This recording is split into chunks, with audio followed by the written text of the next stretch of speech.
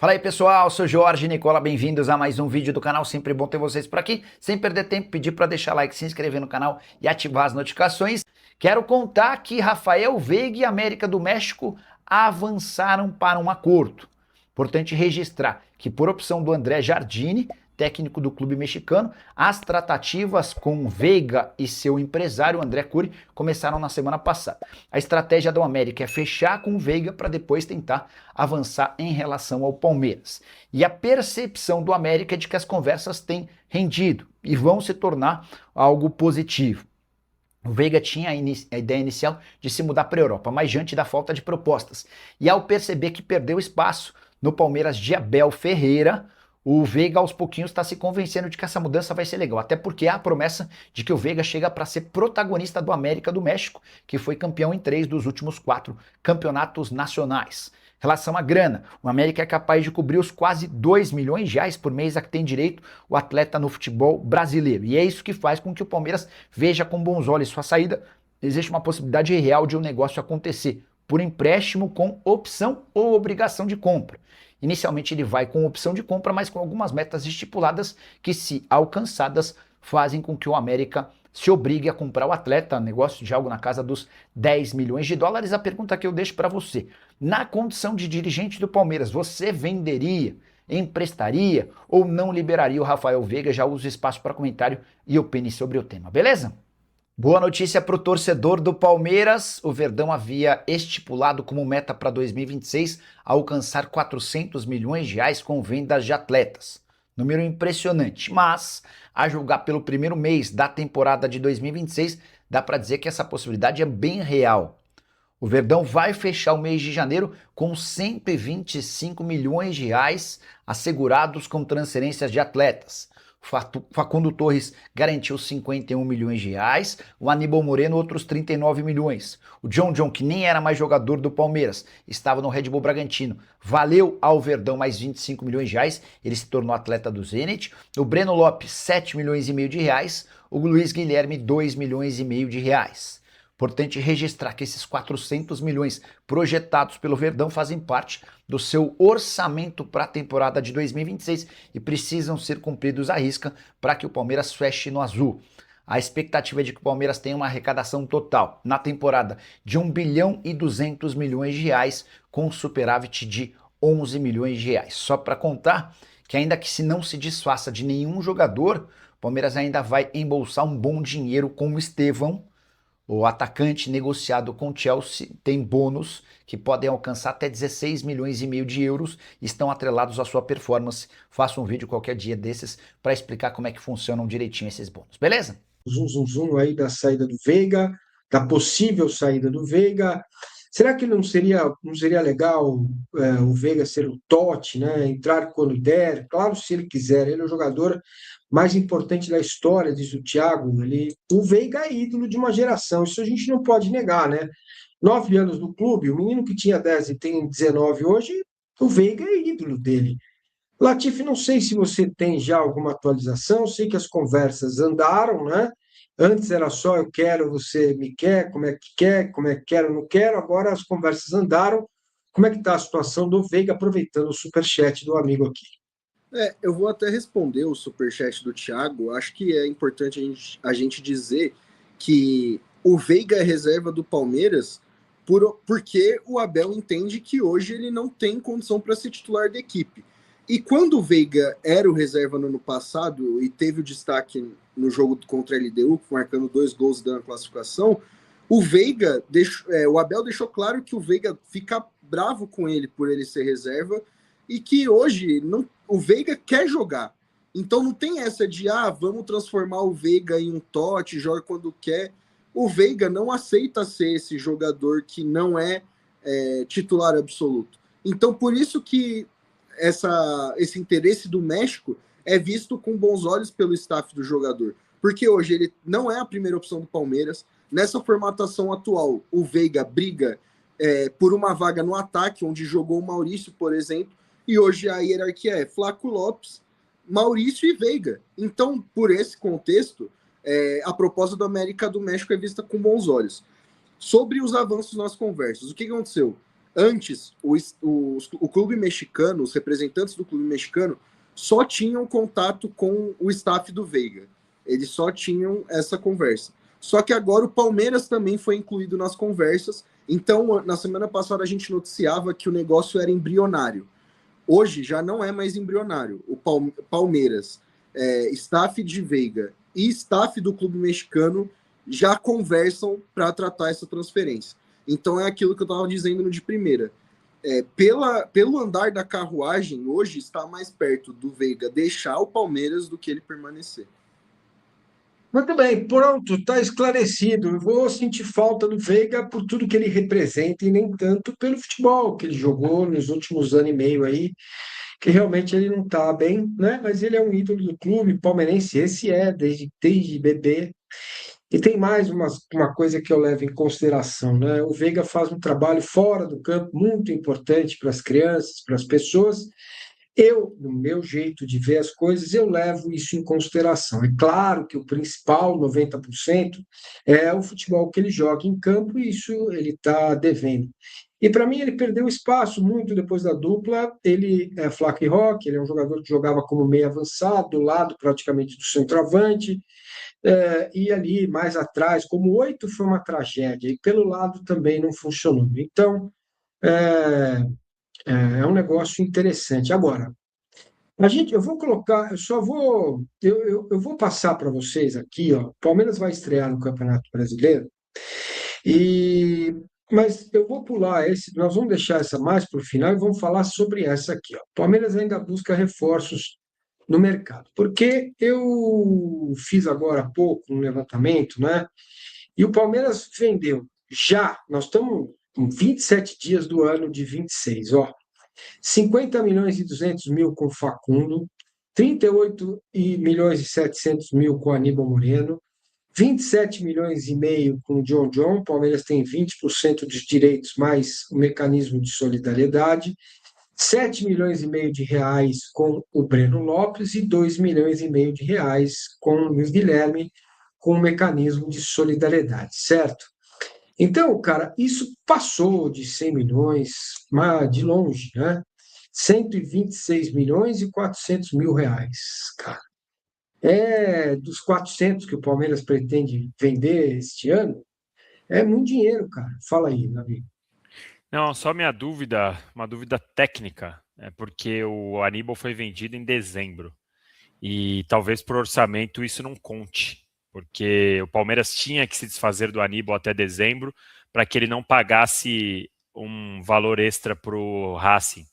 Então, claro, a gente sabe que na carteira, para as contas, a venda do Aníbal caiu agora, serve de agora. Enfim, Agora, a metinha ali, só essa questão, sabe? Se isso ainda pode ser usado como coringa, se é que vocês me entendem. Chegando ali em novembro, não bateu a meta? Não, olha, a gente não bateu a meta, mas olha, o Aníbal foi vendido lá em dezembro. Chegando lá em novembro, se precisar vender alguém que não queriam vender, não, precisamos vender porque a gente tem que cumprir a meta. Então, o discurso vai variar conforme a necessidade, mas só para fazer essa ponderação, de toda forma, o Palmeiras conseguiu já aí 1/4 praticamente e nem está na principal janela das vendas, né? E ainda tem, como você sempre ressalta, todos as várias os pedacinhos espalhados aí pelo mundo, várias vírgulas que cada vez que são vendidas o Palmeiras ganha mais um pouquinho. O John é um grande exemplo disso. Pois é, ô Latifi, afinal, o Palmeiras ainda busca reforços no mercado, ou eu posso dar uma dormidinha? Pois é, Massa, na última live a gente fez as apostas, né? A gente falou, vamos pôr tantas moedinhas no Almada, na chance do Ares e tal. A do Almada eu já perdi, né? Na semana passada o Almada deu uma entrevista ao Estúdio AFA, né? Uma mídia oficial da seleção argentina, dizendo que está claro que ele vai seguir no Atlético de Madrid.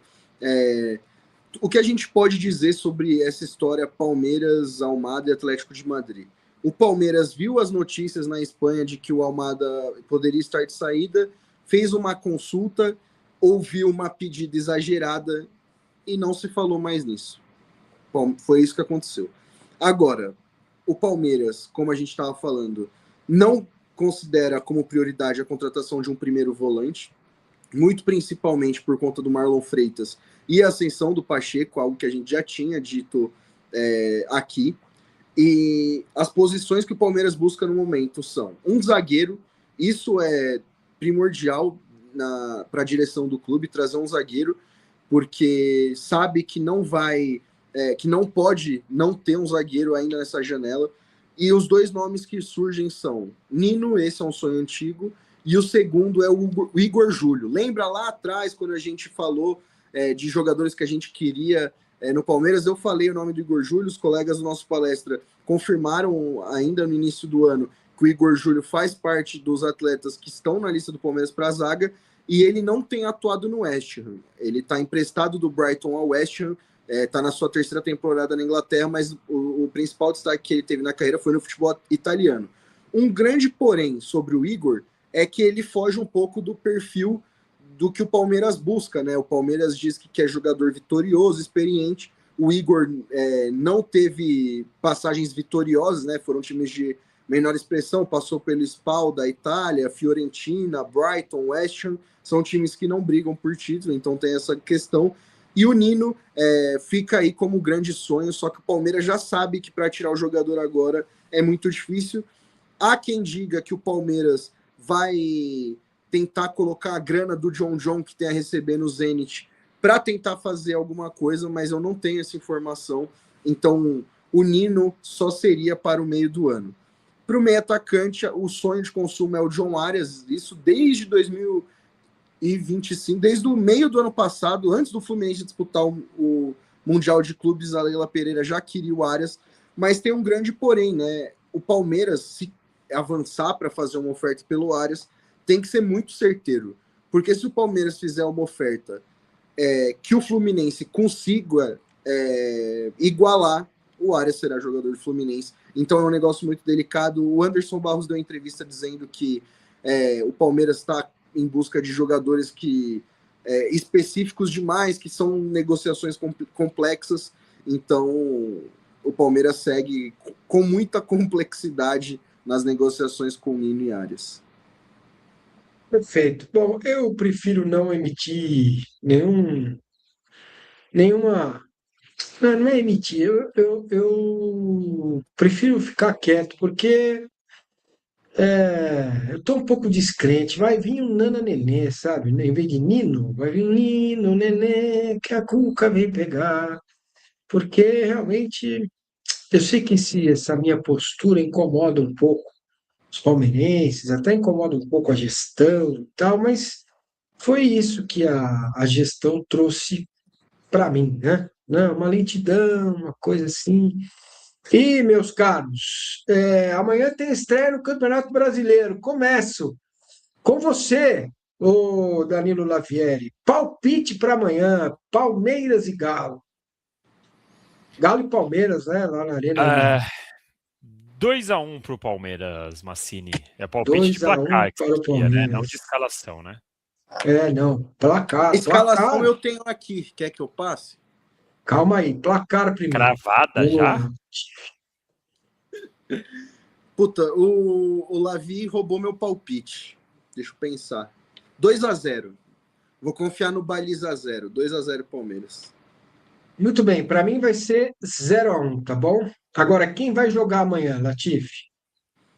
Pois é, Massa. O que eu tenho de informação é o Palmeiras vai escalar, o Abel vai escalar o time que venceu o São Paulo no clássico do final de semana, só que com uma alteração. O Vitor Roque como titular no lugar do Maurício. E essa é uma grande questão que a gente vai debater aqui. Será que o Maurício merece para o banco de reserva? Merece.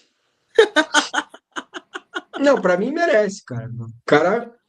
O Maurício é um jogador muito inconsistente. Entre ele e o Vitor Roque não tem nem discussão, certo? Na minha visão. E você, Lavieri? Boa questão do Latifi, hein? Então, vamos lá. A gente vai escalando aqui, só para ver se a gente está tudo na mesma página. Carlos Miguel, Kelvin, Gomes, Fux, Piquerez. Certo? Aí vocês imaginam o quê? Marlon e Andréas. Tá Alan. errado para mim. Alan. E aí a dúvida é agora. Flaco, Vitor e Roque, e a Souza. dúvida é quem vai no lugar do Maurício, certo? É isso que é o que vocês estão pensando. Assim, eu Flaco, acho Vitor e Souza. 2 sim. pontinhas, os 2 no meio e a dupla de ataque. 4-2-2-2-2-2-2-2. Assim, de novo, eu reforço o que eu falei. Sei que as coisas estão conectadas, mas a minha preocupação maior é quando o Palmeiras estiver sem a bola. Com a bola, eu acho que é um bom time, um time técnico, um time que sabe tocar bola, mas eu fico com a preocupação sem a bola, né? Porque não tem um camisa 5, o Marlon não é o cara que pega de verdade, o Andréas muito menos. O Alan, ok, sabe voltar para marcar, o Sousa, ok, vai voltar para marcar, mas não é exatamente também. Vai ficar num Gomes que não está seguro, num Kelvin que ainda não passa segurança e num Piquerez que também. Então, assim, eu fico preocupado com a questão defensiva do Palmeiras de novo para esse time. A hora que se for bola no chão, bola por bola, técnica por técnica, o Palmeiras é razoavelmente melhor que o Atlético Mineiro, se a gente colocar cara a cara. Agora, defensivamente me preocupa. Então, por isso eu escalaria Carlos Miguel, Kelvin, Gomes, Murilo e Piquerez. O Murilo tá mal, né? Tá mal, né? Mas o Fux também tá esquisito, mas vai lá, tá bom. Fux, vai. Aí no meio, Luiz Pacheco, Andrés, Malon e o Alan, Flaco e Roque. Esse, para mim, seria o time para amanhã contra o Atlético Mineiro. Eu acho, como o Ailton está escrevendo aqui, o Malon de 5 desperdício, é mais uma coxambrada, né? É quando você precisa apertar o parafuso, não acha a porca certa, você põe outra e coloca um barbantinho. Funciona por um tempo, né? A Latifi já fez isso várias vezes. Funciona por um tempo, mas depois, meu, não vai funcionar. Uma hora não vai funcionar. Entendeu? E aqui, ó, o Maurício está dizendo, Fux na volância, de novo, né? De novo. Nós vamos voltar com Fux na volância. Fala aí, Latifi. Essa composição que você colocou, o Palmeiras, é um time que se aproxima bastante daquele Palmeiras do Monumental, né? A única diferença é que o Evangelista foi o titular. Também me agrada por ser um jogo fora de casa. Não deixa de ser uma possibilidade, até porque os vídeos que o Palmeiras disponibiliza dos treinos do Luiz Pacheco enche os olhos de ver. Dá para ver que é um moleque muito bom, que deve render muitos frutos ao Palmeiras.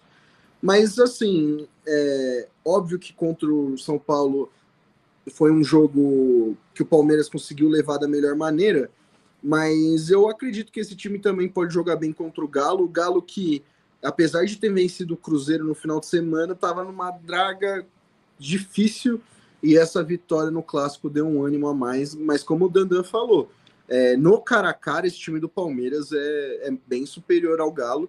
E aí, se a gente for resgatar no Brasileirão do ano passado, né, o Palmeiras ganhou de 3-0, fora o baile com um a menos.